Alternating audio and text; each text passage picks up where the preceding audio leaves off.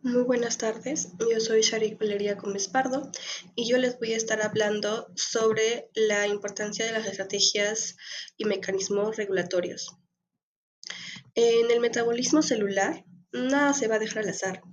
Las células cuentan con diferentes estrategias que les permiten trabajar de forma ordenada, eficiente y también se adaptan a lo que esté pasando dentro o fuera de ellas. Gracias a estos mecanismos, las enzimas se activan o solo se producen cuando hacen falta. Se ahorra energía y también se evitan las reacciones innecesarias y se coordinan rutas especializadas para que no trabajen en direcciones opuestas. Eso sería bastante malo. Esto no solo mantiene el equilibrio interno, sino que también protege a la célula de diferentes tipos de daños. Un claro ejemplo sería la beta-galactosidasa, de la E. coli, que solo aparece si hay presencia de lactosa. En general, estas estrategias son como el sistema de semáforos del metabolismo. Deciden cuándo avanzar, cuándo frenar y cuándo esperar para que todo fluya sin ningún choque ni desperdicio. Gracias. Por último, yo les voy a hablar sobre el control de cantidad de enzimas. Principalmente, esto de aquí es el conjunto de procesos que regulan cuántas moléculas enzimáticas van a estar presentes en una célula o en un tejido. De esta manera garantiza que la capacidad catalítica se ajuste de forma dinámica a las demandas metabólicas y fisiológicas del organismo. ¿De qué manera funcionan estas de aquí? Estas se dividen principalmente en 4 puntos. Primero, en el núcleo, los factores de transcripción y cambios de cromatina regulan la transcripción del gen específico. Después, en el pre-ARN mensajero, sufre el splicing y su estabilidad queda bajo el control del microARN y sus proteínas asociadas, claro. En el citoplasma, la eficiencia traduccional depende más de los factores de iniciación y de los ARN de transferencia que están disponibles. Por último, las enzimas recién formadas reciben modificaciones postraduccionales como la fosforilación o la ubiquitinización, que determinan su actividad y su degradación, permitiendo a la célula adaptar la concentración enzimática a sus necesidades. Un ejemplo claro de esta de aquí sería la regulación de la lipoproteína lipasa. Esa de aquí actúa diferente según el estado nutricional en que te encuentres. Por ejemplo, tras una comida, el aumento de insulina impulsa la expresión de la LPL en los adipocitos, lo que mejora la captación de ácidos grasos desde la sangre y facilita su almacenamiento. En cambio, durante el ayuno o el ejercicio, la insulina disminuye y la adrenalina se va a elevar. De esa manera provoca un incremento de LPL en el músculo y una reducción en las grasas. De modo que los ácidos grasos almacenados se liberan y se utilizan como combustible de forma más eficiente. De esa manera, según si acabas de comer o estás activo, no estás comiendo o estás en ayunos, tu cuerpo se va a ajustar a cuánto LPL va a tener que producir para almacenar o tener que quemar grasa. Muchas gracias. Ahora hablaremos sobre el control alostérico. El control alostérico es un mecanismo fundamental de regulación enzimática y consiste en la unión de una molécula reguladora, también llamada efector, a un sitio distinto del sitio activo de la enzima, y a este sitio distinto se le conoce como sitio alostérico. Cuando el efector se une al sitio alostérico provoca un cambio conformacional en la estructura tridimensional de la enzima. Este cambio se transmite hasta el sitio activo, modificando su capacidad de reconocer y transformar el sustrato.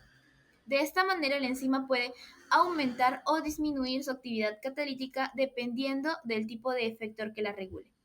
Existen dos modalidades principales de regulación alostérica. Vamos a tener aquí a la activación alostérica, que es cuando el efector se une y va a aumentar la afinidad de la enzima por el sustrato, lo cual va a acelerar esta reacción. Y también la inhibición alostérica, que es cuando el efector provoca el efecto contrario, va a reducir la actividad enzimática o incluso va a llegar a bloquear la reacción. En términos simples, podemos verlo que el control alostérico es como un interruptor molecular que va a permitir que la célula se encienda o apague una ruta metabólica de acuerdo a las necesidades. Un ejemplo clásico de control alostérico es la enzima fosfofructoquinasa 1 o también PFK1, que constituye un punto clave de regulación de la glucólisis, que es la glucólisis, la vía metabólica encargada de obtener energía a partir de la glucosa. La PFK1 va a integrar las señales que reflejan el estado energético de la célula.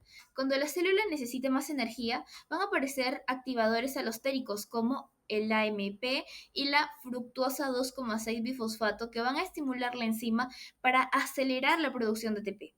En cambio, cuando la célula tiene suficiente energía, el exceso de ATP y de cistrato van a actuar como inhibidores alostéricos, van a frenar la glucólisis y evitar todo este gasto innecesario de recursos.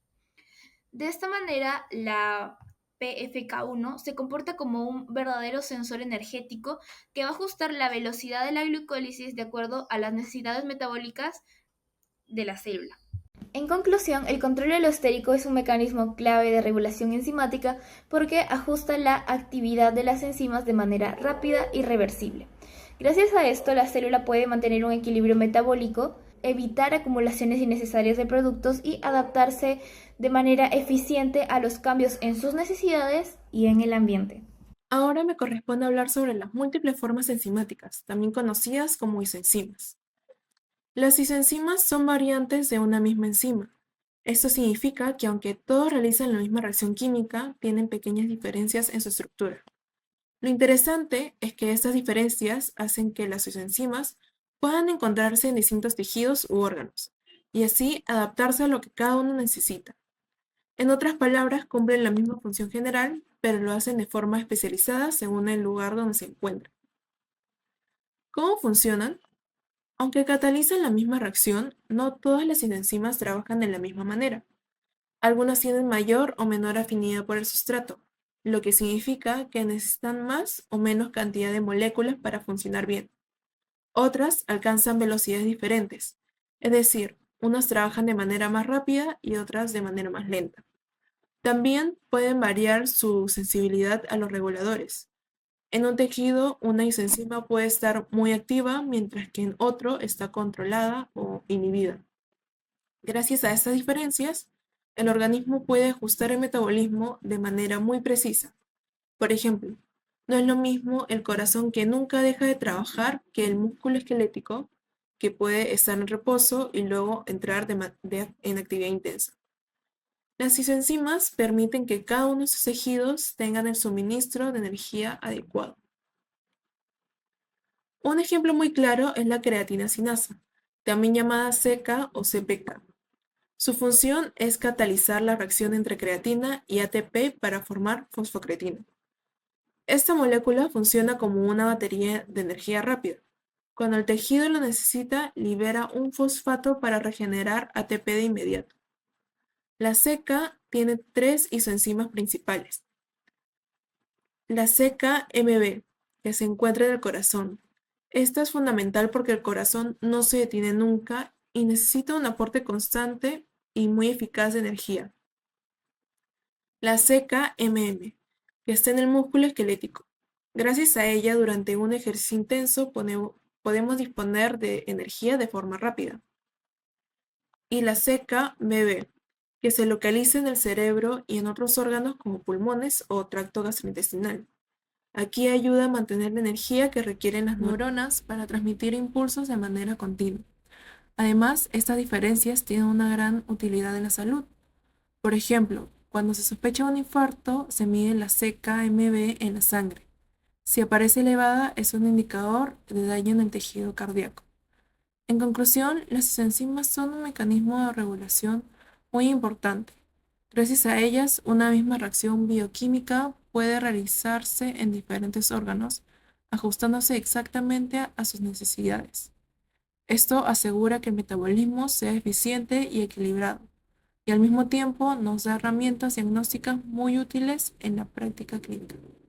Buenos días, hoy les voy a hablar sobre un tema fundamental en bioquímica y biología molecular, el cual es las modificaciones covalentes reversibles. Este tipo de modificaciones ocurren cuando una enzima añade un grupo químico a una proteína mediante un enlace covalente, pero este cambio no es permanente. Lo más importante aquí es que esta modificación puede ser revertida por otra enzima que elimine ese grupo, permitiendo así un control muy fino sobre la función de la proteína. ¿Para qué es que sirven? Estas modificaciones tienen un papel clave en regular la actividad de proteínas, especialmente en las enzimas, y por lo tanto en el control de procesos celulares como el metabolismo, la señalización celular, la división celular, entre muchos otros. ¿Qué tipo de modificaciones hay? Las más comunes son tres: la fosforilación, que es la adición de un grupo fosfato a una proteína normalmente en residuos de serina, treorina o tirosina. Esta modificación la realiza una enzima llamada quinasa y se revierte mediante una enzima llamada fosfatasa. La acetilación consiste en agregar un grupo acetilo, por ejemplo, en histonas, lo cual afecta la expresión genética. Se puede revertir mediante desacetilasas. Y por último está la metilación, ubiquitinación, ubiquitinación y la sumohilación. También son ejemplos, aunque algunas son parcialmente reversibles o actúan en combinación con otras. ¿Por qué es que es importante que sea reversible? La reversibilidad permite que la célula responda rápidamente a cambios en el entorno. Por ejemplo, si una enzima se activa por fosforilación, puede ser desactivada rápidamente cuando ya no se necesita. Esto es clave para mantener un equilibrio dentro de la célula, conocido como la homeostasis.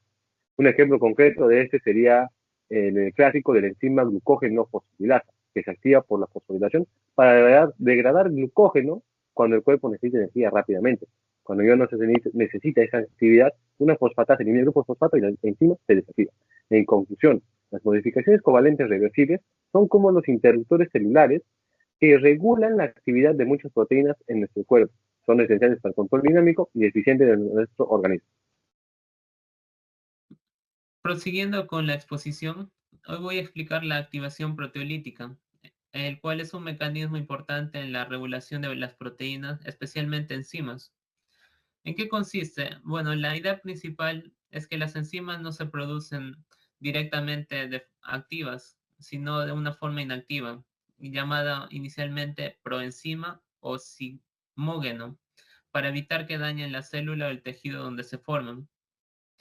¿Cómo es que funciona ese mecanismo? Bueno, consiste de la siguiente manera, ¿no?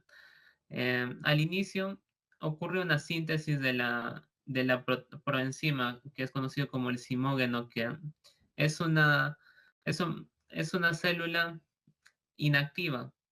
Y el siguiente paso es que ocurre un corte en la cadena polipeptídica, que es realizado por otra proteasa o en algunos casos por la misma molécula, la cual elimina un fragmento inhibidor. Este corte provoca un cambio en la estructura tridimensional de la proteína y como resultado el sitio activo queda expuesto y la enzima se vuelve a funcionar. Inicialmente cambia de inactivo a activo. Es un mecanismo irreversible y tiene la ventaja de que asegura que la enzima solo se active en el momento que lo necesite, no en cualquier situación. Algunos ejemplos son los siguientes: la digestión y la coagulación sanguínea. En la digestión conocemos el pepsinógeno, que se activa en el estómago gracias al ácido clorhídrico, transformándose en pepsina. Inicialmente era activa y se vuelve eh, activa a través de este proceso, y esta enzima es la que degrada los alimentos. El otro ejemplo es la coagulación sanguínea, donde la protombina se activa a trombina, y este mecanismo inicia la formación del coágulo, mostrando cómo la activación prolítica permite un control preciso y rápido de procesos vitales. Gracias.